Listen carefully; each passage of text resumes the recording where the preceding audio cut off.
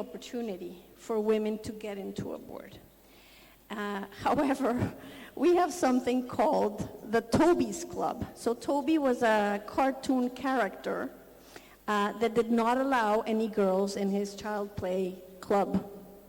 And so there's a saying in Mexico that boards are Toby's Club because they don't allow women to get in.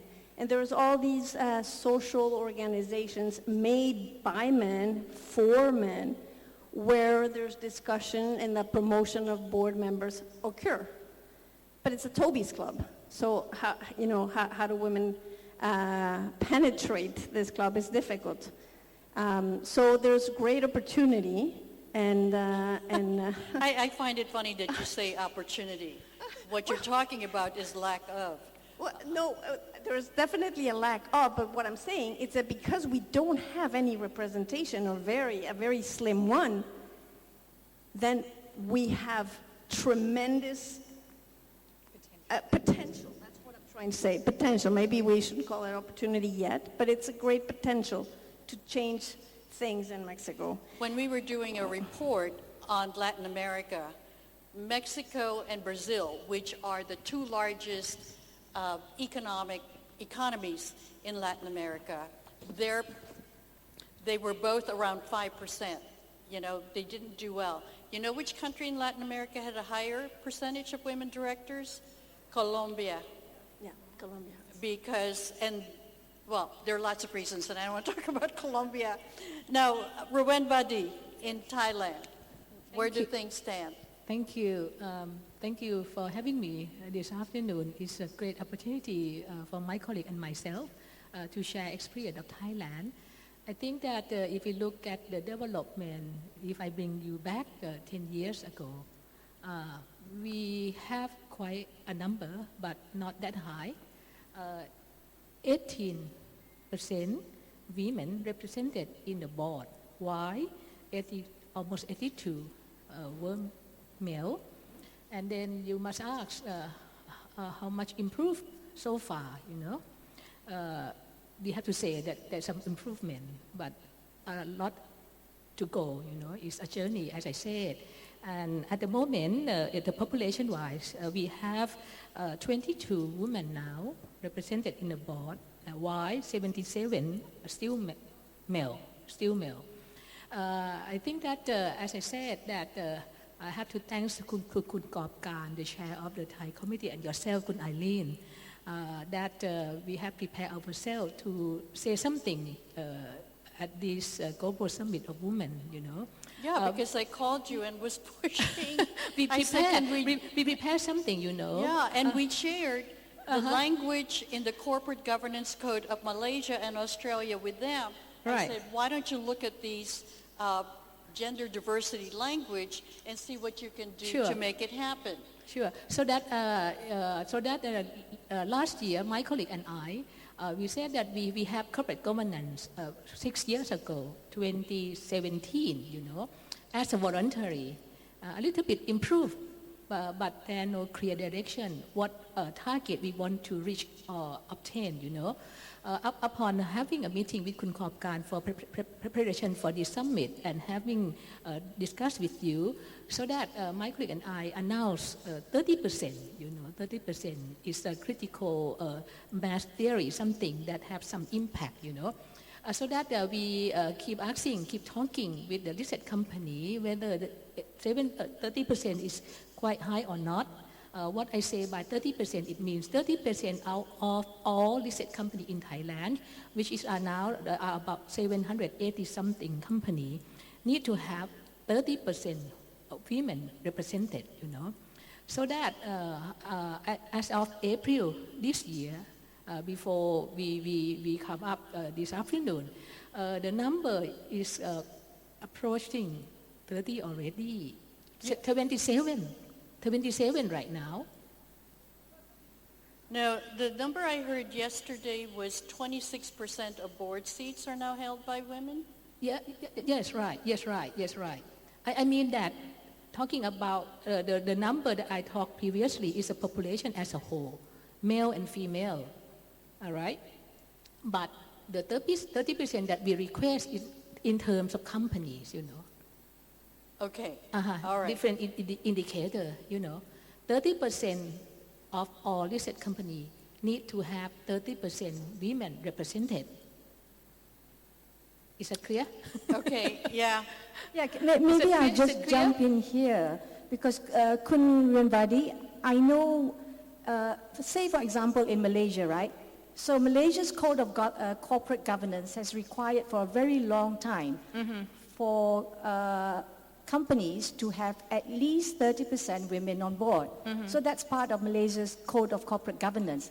However, the stock exchange has only this year made it a requirement for issuers to at least have one woman on board for the top 100 by September of this year, and for all boards to have at least one woman on board only by June of next year. So I think that is the difference, the distinction again that you are trying to refer to, because you know the SEC may make it a part of the code, but in terms of you know the business perspective, right, which the exchange carries, unless they make it a requirement for every public listed company to satisfy its listing status, then it doesn't quite translate into action.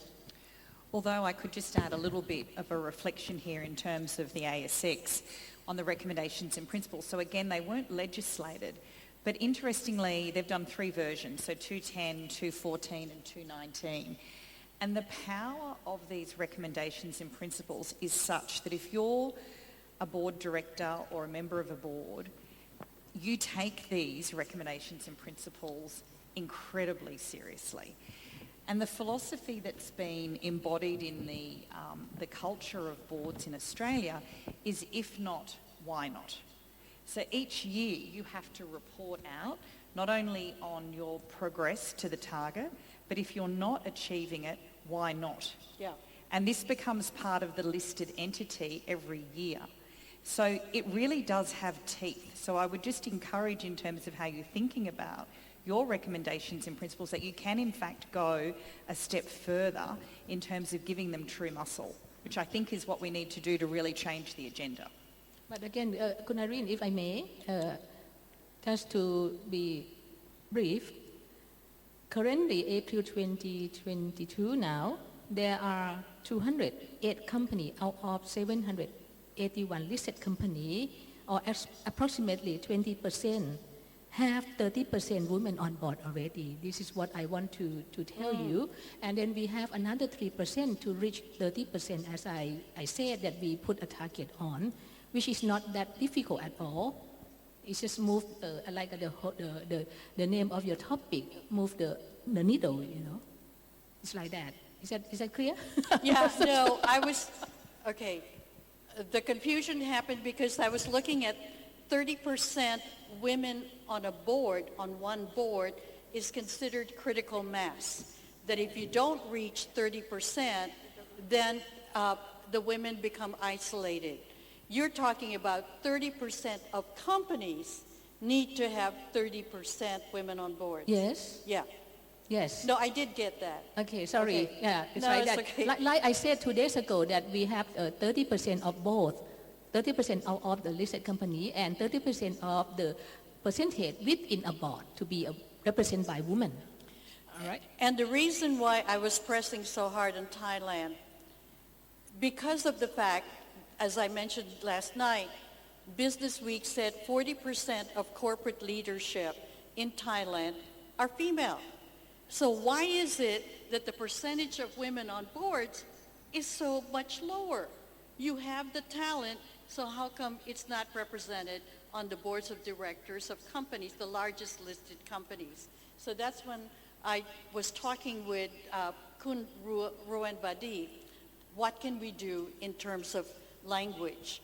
But what Amanda's sharing with us, you can provide even stronger teeth on that. But this is a very important first step, okay? Irina, Jimena. yes, I just wanted to mention something. You mentioned this morning that we needed to put pressure, and that without pressure, sometimes, you know, this needle doesn't move. And in fact, Mexico's definitely moving slowly in this arena. It's not moving.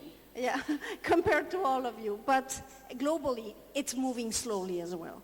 And there are studies that show that if we don't promote actively this gender diversity on boards, it could take us until 2088. If we did nothing, gender parity would be achieved until 2088. So that's in 66 years. Who here is willing to wait 66 years to achieve that gender parity? That's why It's I love impossible. quotas. I said that's why I love quotas.